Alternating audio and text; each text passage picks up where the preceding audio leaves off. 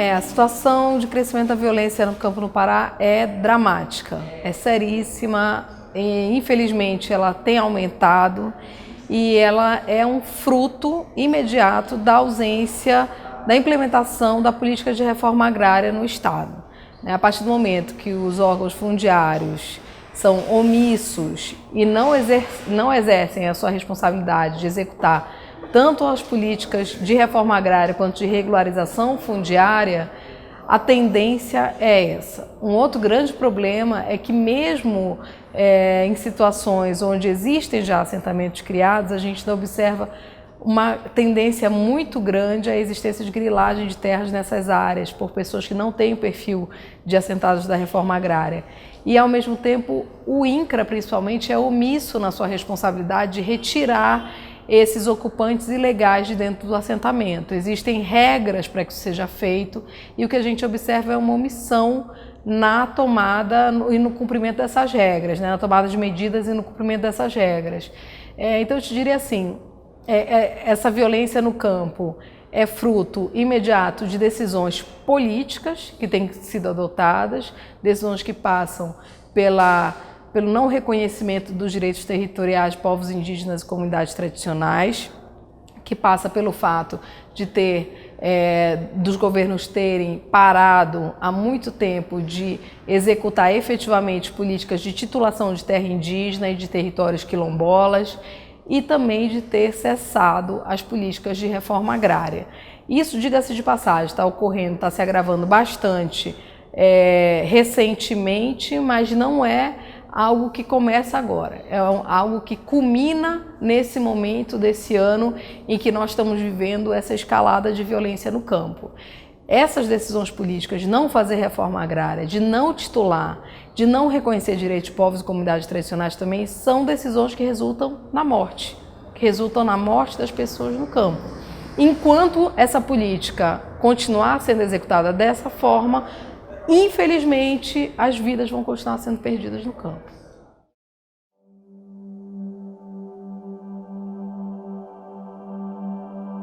É bastante complexo porque aí já entra no cenário em que o valor maior que era a vida se perdeu. O que cabe aí fazer em relação a esses homicídios? A polícia apurar esses homicídios, providenciar a responsabilização dos culpados. O Ministério Público tem atuado para acompanhar esses processos que envolvem a responsabilidade criminal, mas a gente tem que reconhecer que isso é amplamente suficiente, porque isso não age na origem do problema, isso age no sintoma, né, desse problema. Mas as respostas que são dadas são essas. Acredito que, do ponto de vista da segurança pública, existe um esforço da Polícia Civil na investigação desses casos e do Ministério Público Estadual também na investigação desses casos. O grande problema é que sem resolver a origem do problema, a situação não é resolvida também.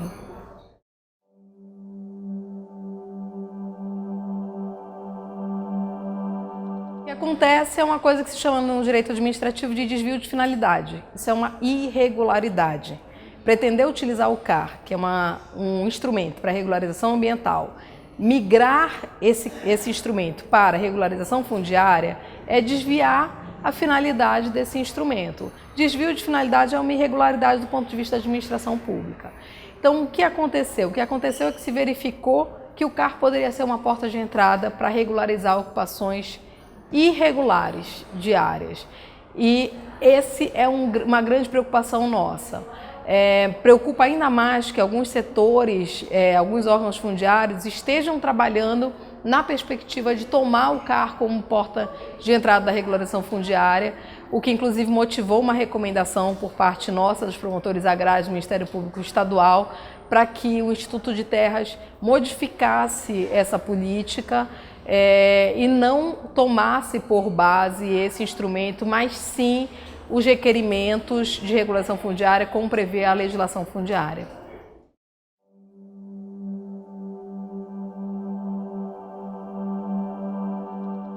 A estratégia mais comum é essa: se cria uma tentativa de dar, por intermédio do CAR, áreas de ocupação daquela área, para que futuramente ela ingresse em políticas de regularização fundiária, como, por exemplo, terra legal ou outras políticas que são estaduais de regularização fundiária. Então, o mais comum é isso, é que ele seja utilizado para dar áreas de ocupação para legitimar posteriormente uma suposta regularização, sem que aquela área tenha sido efetivamente ocupada ou numa área em que não seria possível essa regularidade, né? O que a gente observa é que isso termina gerando conflitos, muitas vezes com as comunidades que estão ali naquela área também, e o CAR, segundo as notícias que nós recebemos, mais de uma vez na promotoria, ele termina sendo apresentado a essas comunidades pela pessoa que o faz irregularmente como um documento que daria algum tipo de direito sobre aquela área. Então, essa é uma das formas. Outra forma, como recentemente as operações Castanheira demonstraram, é a utilização do CAR como mecanismo de viabilização da exploração ilegal da floresta, né? De extração de recursos vegetais de forma ilegal.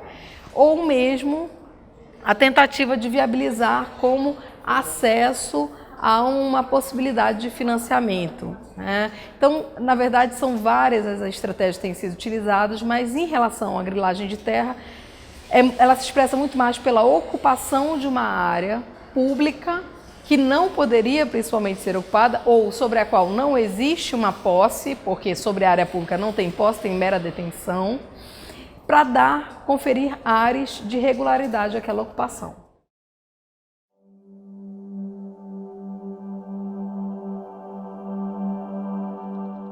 Essa política pública, na sua gênese, na sua origem, ela foi criada ignorando os povos e comunidades tradicionais. Ela foi criada com um olhar para o grande. Ela foi criada como uma resposta para esse público. Tanto assim que hoje a base do SICAR é colonizada preponderantemente por esse público. Se a gente observar os quantitativos de CAR de povos e comunidades tradicionais e o quantitativo de CAR de grandes ocupantes, a gente vai ver que estes preponderam. Então, esse já é um tratamento diferenciado. Mas é mais grave ainda que exista uma compreensão que advém de uma leitura do Código Florestal que me parece equivocada, de que o CAR de povos e comunidades tradicionais só seria cabível para comunidades tituladas, para povos quilombolas, comunidades quilombolas e comunidades tradicionais que detivessem o título ou uma concessão pelo poder público. Qual o grande problema? Isso não é exigido do grande, isso só se exige desses povos.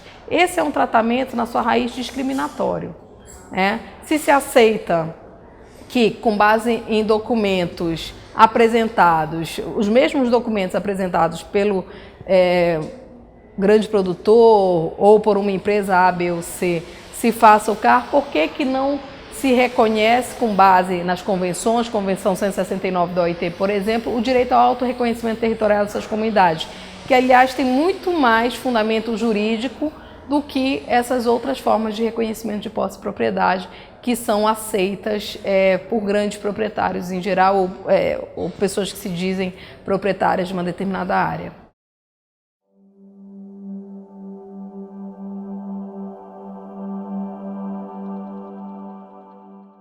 Na realidade, a gente tem acompanhado a execução dessa política pública do CAR relativa a povos e comunidades tradicionais, né? Uma das coisas que a gente já observou é que o módulo, chamado módulo PCT, módulo do SICAR, do Sistema de Cadastro Ambiental Rural, destinado ao CAR de povos e comunidades tradicionais, ele é um módulo que não alberga, não considera o conceito de territórios dessas comunidades. Esse é um problema. Outro problema, vários CAR de territórios quilombolas foram feitos sem que essas comunidades fossem ouvidas ou sequer tivessem o conhecimento disso. Mas um outro terceiro problema que ainda preocupa bastante, eu não vou dizer muito mais, mas também é muito grave, é a verificação de que existem cadastros ambientais de terceiros não quilombolas incidentes em territórios quilombolas titulados, inclusive, que já possuem a sua titulação reconhecida pelo órgão fundiário. Esses cadastros são fraudulentos, eles precisam ser cancelados, né? O grande problema é que eles pela sua mera existência, eles já geram conflitos na região. Então, esse é um outro lado, um outro aspecto que realmente nos causa bastante preocupação.